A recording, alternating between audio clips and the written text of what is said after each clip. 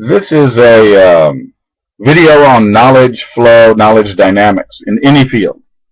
About 2 years ago, I did an outline of a book on this, and I'll probably get around to writing it if I live that long in the next few years.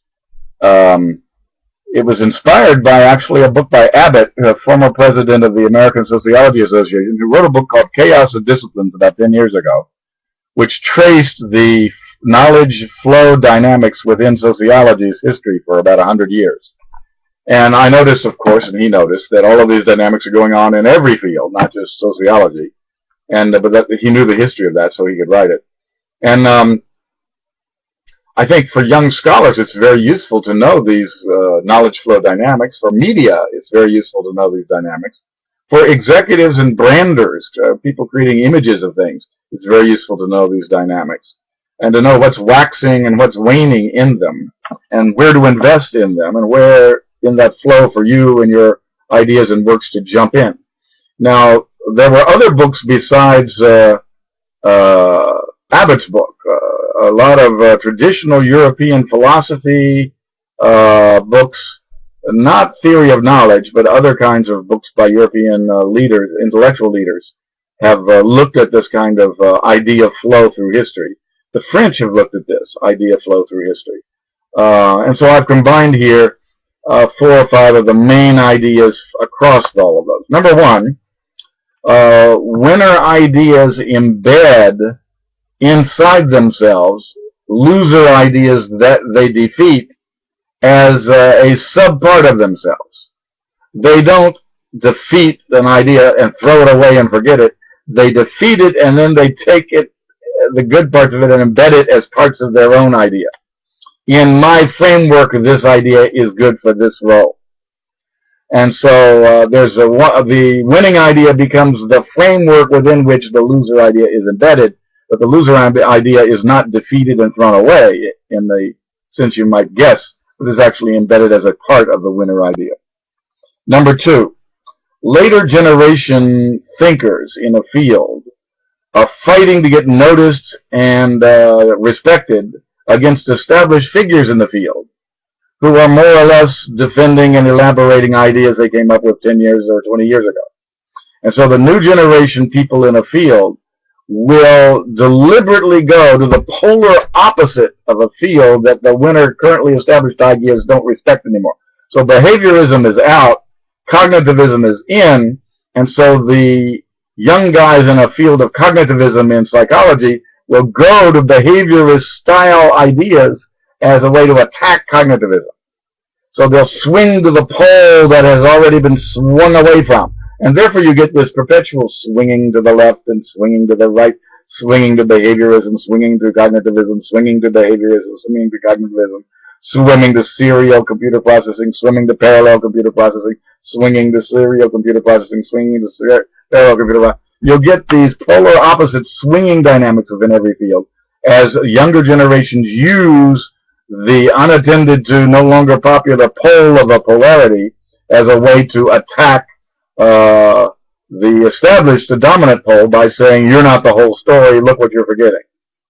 Number 3, you end up with spiral development of a field where the field revisits the same style of ideas every 20 years with new generations.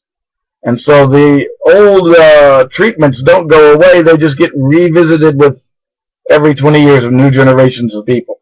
Number 4, the meaning of an idea or theory or framework is the framework or idea it overthrows, not what it says. So each idea on its own, in terms of what it says, is extreme, ridiculous, and biased, and overwhelming, and untrustable. However, the meaning is not in the idea itself. The meaning is the idea it overthrows. The value of cognitive psychology is it destroyed behaviorism. And therefore, not anything in cognitive ideas itself is the value.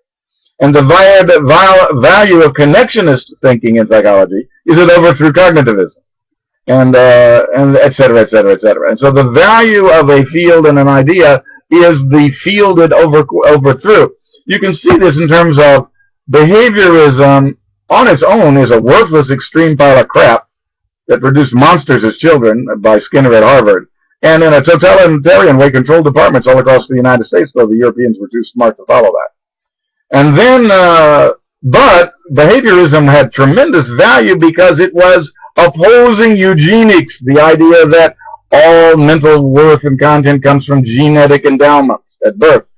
And so against eugenics, behaviorism was a very positive step forward. And similarly, the totalitarian nature of behaviorism was so evident that cognitivism, when Chomsky proved that a child can master more kinds of sentence than can be positively noticed, distinguished, and rewarded in the lifetime of the universe, that the stimulus response could not be the basis of language, then he overthrew behaviorism. And that was the value of cognitivism, not its silly little short-term memory storage and long-term memory storage and processor. And you get these really boring papers, even in 2012, based on the cognitive model. Well, those models would have had value if they were still being used to overthrow behaviorism. But 40 years, 50 years after behaviorism overthrows, those models are just boringly trite. So the value of each set of ideas is the evil, biased set of ideas they overthrow and not in themselves. And then home run ideas come from third-tier institutions, not second-tier institutions. Carnegie Mellon is a second-tier institution, and they are very, very narrow, very, very ugly people who want to get ahead and be first-tier more than anything in the world and will ruin anyone's life, anyone's career, anyone's value of research for the sake of getting ahead in status. They are what I call 100% monkey stage. No humans left at all. And they have no confidence because they're not first tier and they want to be first tier. They have no confidence, so they play the torture assistant professors for 7 games and make them publish a lot of silly papers that have no worth. They play that game more seriously than anybody else in the world. Tier 2 institutions are the worst places in the world to be. The judgment of the senior faculty is 0. The quality of the junior faculty is 0. The research produced is 0. And they play the publishing game of getting a lot of topics out that no one will ever seriously want to read. A lot of people might want to laugh at. So Tier 2 institutions are just tortured, horrible places. Tier 1 institutions have enough confidence that they will take up a few new faculty simply because they like their ideas and they'll take a chance on them. And therefore, they're not as pharisaical and narrow as Tier 2 institutions that are pure monkey. So Tier 1 institutions tend to be impurely monkey, part human, part monkey. And but the tyranny there is grants. You have to get grants all the time there. And so you'll find that Harvard faculty and MI faculty are so disgusting because they are asking everybody every day a dozen times for money in a dozen different ways. And it's just, you get so tired of talking about money with MIT faculty and Harvard faculty that you would rather go talk to your street cleaner or the waitress at your restaurant because you get a refreshing 5 minutes without being asked for money there, if you drink your coffee longer than 5 minutes. Home run ideas tend to come from where then? Not from Tier 2 institutions, which are pure monkey on the way up. Not from Tier 1 institutions, which occasionally have enough confidence to take a chance on some risky person and ideas. But from Tier 3 institutions. Home run ideas come from Tier 3 institutions. The ones not caught up in money, because they leave faculty to think. And they don't force faculty to publish silly articles like Tier 2 ones do. And they don't force faculty to get grants like the top MIT and Harvard do. So the drive for money doesn't consume faculty all week. And the drive for publishing, in silly topics and silly journals doesn't occupy them. And so the faculty actually have a chance to hit home runs there.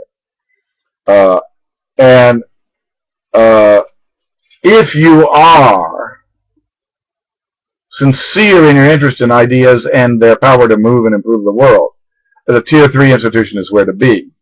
And because you really can develop an idea to home run scope, and you can develop an idea of home run placement within the other ideas and ecosystem of ideas in the field, and tilt the direction of entire fields in different directions through there. But I just read recently in a New Yorker article, it was so wonderful, the idea that the best thing that could happen to a career is at age 45 to 60, be suddenly at the height of your powers, taken out of your career into a Tier 3 institution where you are freed from the pressures of petty American-style publishing or petty Harvard MIT style grubbing for money, and suddenly at the height of your powers, and you're free to just develop your powers of thinking for 15 years without the pressures that the Tier 2 and Tier 1 institutions put on you. That's the greatest boon, and there are people who did that because of the sickness of their wife. There are people who did that because of their own sickness or an accident. There are people who did this because of other family pressures. And these tend to be the geniuses of the next era.